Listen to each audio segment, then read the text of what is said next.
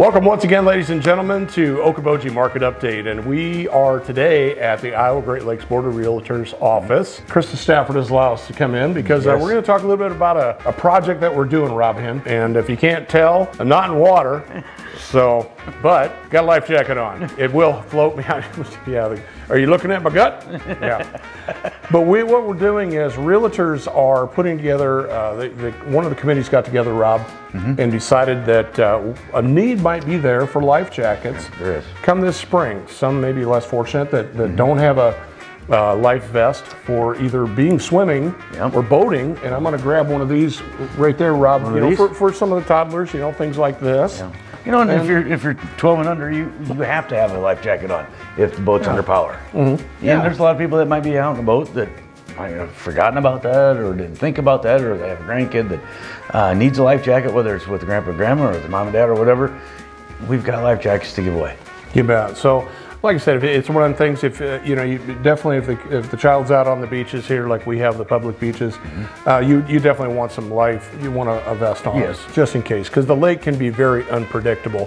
Fortunately, we don't have a lot of problems here, but they have happened. They have happened. God bless. It's just one of the things we want everybody to be safe. So that being said, as well, Rob, you being the boat master that you are, I don't know about that. There's a couple things that we probably should hit on now that I think about it. When it comes to life vest, you need to have one for each person in the boat, and you also need to have a throwable device. Throwable device, yep. Your fire extinguisher. Yep, that's important, and they look at that. Yep, and your horn has to work. It has to work. Or you have to have a whistle. Yep. An actual blowable whistle. Yep. I got away one time with the DNR by just actually, she said, okay, you're loud enough. So maybe a picture of Ann Margaret. Yeah. They asked for they asked for 5 things. I can't remember what the 5th one is, but definitely a throwable device. Well, you got to have registration, I guess. Yeah, and your registration, of course. So they want to make sure that's correct. Yeah. When it does come to boating or even swimming on the beach, one thing that may sound kind of moronic, but when I've driven boats, smaller vessel, whatever, if I have people that get on the boat and I don't know who they are, I will literally ask them, can you swim? Yep. And there's probably a good reason for that, because if you run into problems, which a few times on this lake I have, I need to know who to go after. Believe it or not, I can swim. Rob, you can too, can't you? I certainly can, yeah. So you kind of need to know who to go after if they can't swim. Year anyways. Nope. We're gonna have to work on it, but yeah, I mean, it's really something. It's definitely a safety thing that you need to ask. We're gonna kind of get into a little bit more of the boating aspect of it, but realistically, it's a great question to ask. It's not embarrassing. I mean, some people may think it's embarrassing if they can't swim. I've met a lot of friends who will not tell me that, and halfway through well, I really can't swim, Jim. It's a little scary. Oh, well, if I'd have known that before, I could have prepped you a little bit, for getting on the boat. And the fact that, we have some people that can swim, we could help you. But if you're not comfortable with it, put a life vest on. That's pretty easy. Yeah, and you see the DNR running around here all the time. They have theirs on. They have their flap jacket on. So, by the way, we have to thank Oak Hill Marina, who's kindly donated some jackets. Mile Marina's donated some jackets.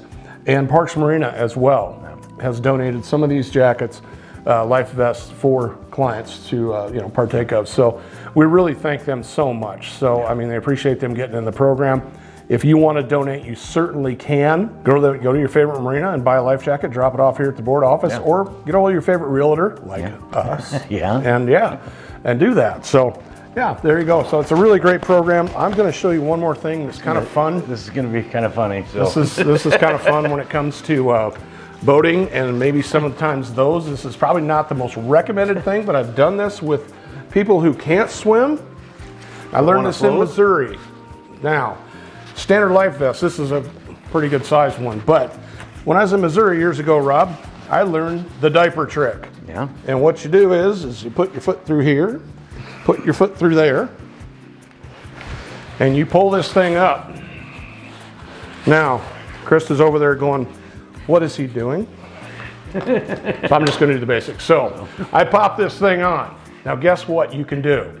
Other than looking like a complete moron, you can jump in the water and this will float you upright. It'll keep you upright to a point. So if you try to swim or go forward, it can. You want to lift your It'll kind of move you around a little bit, but you're just going to be sitting there floating. You can sit there and float with your beverage in pretty deep water. Nobody even knows. It doesn't even look like you got a jacket on. Now I'm going to tell an old nasty story at Gold Point. Yeah. We used to swim out there in maybe 20 foot of water, and they'd come in, hey, how deep is it there? Now you can stand. They'd jump out. That's when I was younger and I was a bigger jerk. Yeah, and I'm still standing there looking like an idiot. So there you go. That's my job, I guess. Well, So definitely, folks, it's a great project, right, Rob? it's a wonderful project, and you learn something if you didn't know about the diaper trick with the life jackets. A lot of people do it, so just don't think that we're just the only ones, or you think you'd be the only one. There's a lot of people that do it. Yeah, so I mean, it's really kind of a funny try. Back in the late 80s, I picked this up. I'm like, you out of your mind? And then I actually put it on. And you sit out there and you just kind of bob around. It's really kind of a fun thing to do, but you do look a little goofy. So if you're insecure about it, yeah. I You'd guess be in the water, nobody's gonna be able to see you anyways. Insecurity went out the door for me when I was probably 13, so I'm just the guy that does all the idiotic stuff. So ask around, they'll tell you. So anyway, Rob, thank you so much. Yeah. We got to say thanks to our Great Lakes Border Realtors, Krista Stafford, for letting us come in here and talk about this program that we're kind of helping to implement. So This is one of many of the things that we do as a board and as an association here in the area. Not only is it life jackets, we do a lot of other things that help kids out, and that's what it's all about. absolutely. Putting it back into the community. You bet. I was just going to say, helping out the community. So that's why we love the Iowa Great Lakes and why we do what we do, folks. So check us out at buyokoboji.com. Where else can you get some more great information, Rob? Go to YouTube, subscribe, and smash that like button. You bet. You get to see crazy stuff like this that we do. So it's not so crazy, but we also do a little Instagram, a little TikTok, a little Snapchat here and there. Have a little fun with it. Instagram, all that good jazz. And Yeah, we love having fun, folks. So once again, thank you so much for joining us once again for Okoboji Market Update. I'm Jimy Lenz, and I'm all about you. I'm Rob Hinn. To say something nice to somebody, make them feel good. Thanks. Thanks, Sophie.